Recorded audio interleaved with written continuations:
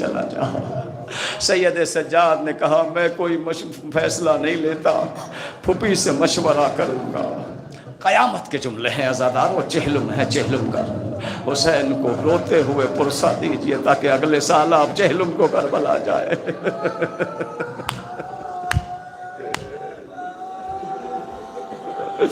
سید سجاد چلنے لگے۔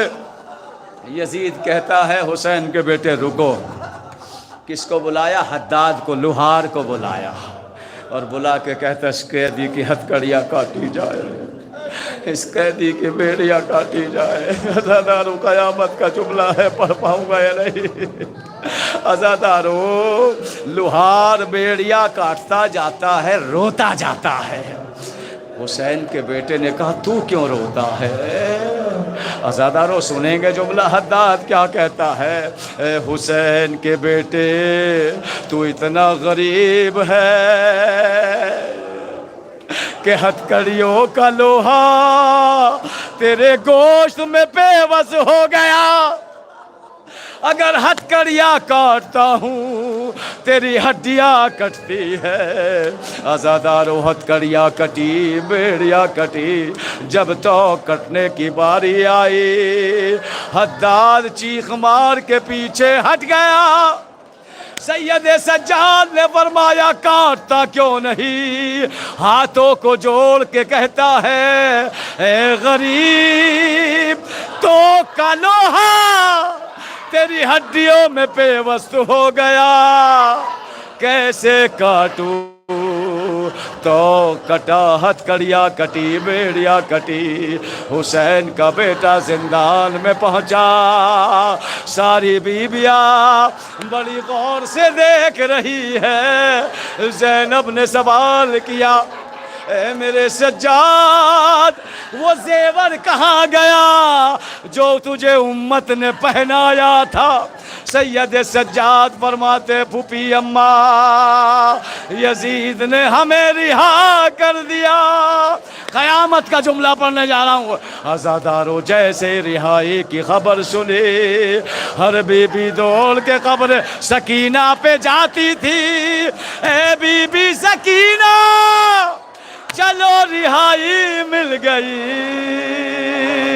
اے سکینہ تجھے وطن جانے کی بڑی تمنا تھی، کیسی تھی سکینہ کی تقدیر؟ سب کو رہائی ملی لیکن سکینہ وطن نہ جا سکی۔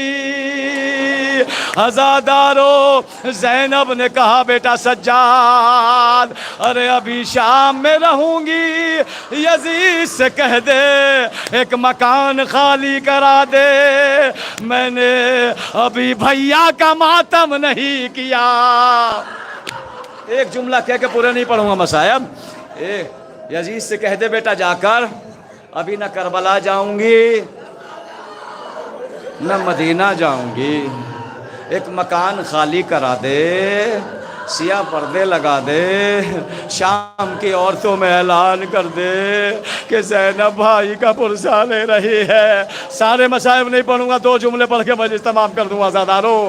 عزادارو ایک مکان خالی کرایا گیا، شام کی عورتیں پرسے کے لیے آئی، عزادارو لٹا ہوا سامان واپس آنے لگا، اور ایک تشت آیا، چھوٹی سی چادر، دو گوشوارے، کوئی اور آگے نہیں بڑھا، کو کجڑی ام رباب، لاؤ میری بیٹی کی نشانی۔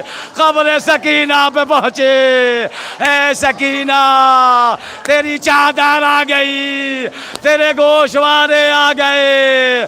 قبر سکینہ سے آواز آئی اماں رہائی آپ کو مبارک، میرے بابا کو میرا سلام، میرے چچا کو میرا سلام، واہ حسینہ واہ غربتا واہ مصیبتا۔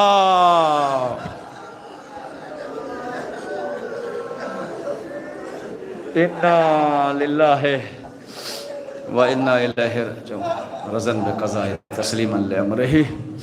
اللہم اغفر للمؤمنین والمؤمنات والمسلمین والمسلمات الاحیاء